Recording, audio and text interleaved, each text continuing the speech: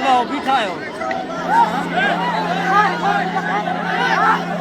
नाज़रीन, ये वीडियो जो आपने देख ली है ये ज़िला कोटकी का एक मस्जिद है जिस पर शियों ने हमला कर दिया। इन्ना लिल्लाहि व इन्ना इलैहि राजिऊन। आप देख सकते हैं कि इस पर डंडे बरसा रहे हैं, पत्थर मारे जा रहे हैं, मस्जिद को गालियां दी जा रही हैं। जैसे ही मुहर्रम उल हराम का महीना शुरू हो जाता है, हालांकि मुहर्रम का महीना अमन वाला महीना है, लेकिन जैसे ही मुहर्रम का महीना शुरू हो जाते हैं, ऐसा मुहर्रम नहीं गुजरा है कि किसी मस्जिद पर हमला ना हुआ हो, किसी मदरसे पर हमला ना हुआ हो, और खुद सरेआम यही लोग करते हैं। लेकिन अफसोस की बात यह है कि अपने आप को आप मुसलमान भी कहते हो और मस्जिद की तकद्दुस को भी पामाल कर रहे हो।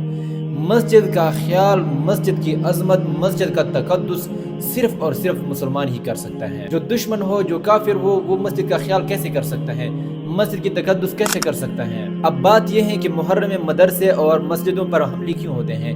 क्योंकि ये सारे के सारे इकट्ठे हो जाते हैं, बस इनकी ताकत होती है, इनकी बदमाशी होती है। हालांकि ऐसे प्रोग्राम अहले सुन्नत भी करते हैं, अहले हदीस भी करते हैं।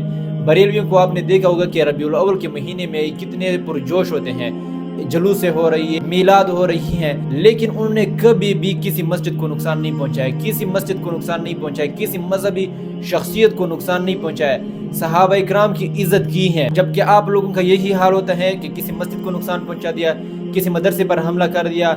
कल की बात है कि सरगोदा में एक कम उम्र जाकिर ने अपने अशार में सहाबा इकराम की तौहीन की, सहाबा इकराम की गुस्ताखी की, और मजलिस में जितने लोग बैठे हैं वो भी वाह वाह करते और हाय हाय करते हैं। ये बात मैंने कल भी कही और आज भी कहता हूँ कि हम जितने भी ऊपर चले जाए, जितने भी अपने आप के ऊपर परहेजगारी लेके आए, तकवा करें, जितने भी हम वली बन जाएं, हम सहाबा इकराम के पाँव के मट्टी के बराबर भी नहीं हो सकते हैं। फिर हमारी हिम्मत और जुर्रत कैसे होती है कि हम सहाबा इकराम की तौहीन करें।